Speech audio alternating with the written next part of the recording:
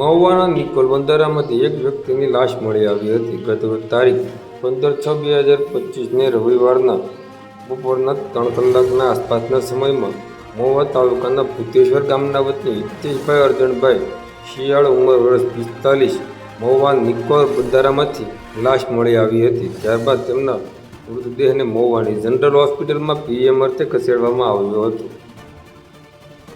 હિતેશભાઈ અરજણભાઈ શિયાળ ઉંમર વર્ષ 45 મહુવા નિકોલ બંધારામાં કઈ રીતે પડ્યા અને કઈ રીતે તેમનું મોત થયું તેની સત્ય અને ખરી હકીકત યોગ્ય તપાસ બાદ જ ખબર પડશે. હાલ